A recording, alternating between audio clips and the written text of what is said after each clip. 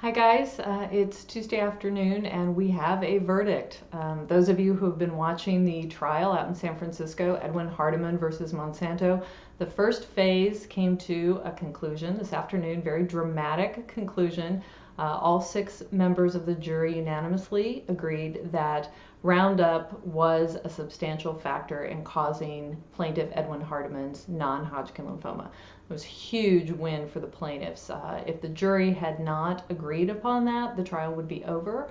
Bayer and Monsanto effectively would have won, or there would be a mistrial. But this jury verdict now allows the case to go to a second phase in which the plaintiff attorneys will be allowed to put on all sorts of evidence that they were not allowed to put on during the first phase.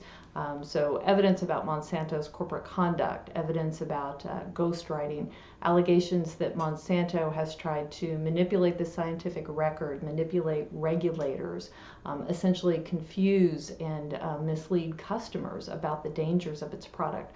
All of this evidence now will be allowed, or at least the judge will consider it to be allowed for the second phase.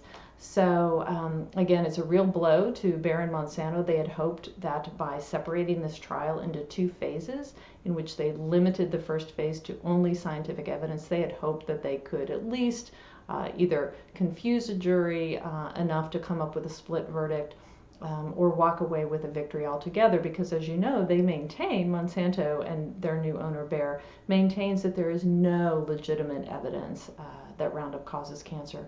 But this is the second jury now, in less than a year, that has disagreed and has said they've looked at the scientific evidence presented to them by both sides, and they have determined the weight of evidence favors the plaintiffs, not Monsanto and Bayer. So again, this is a very big blow. I'm not sure what this might do to Bayer's shares. We'll see if the investors are worried about this latest development.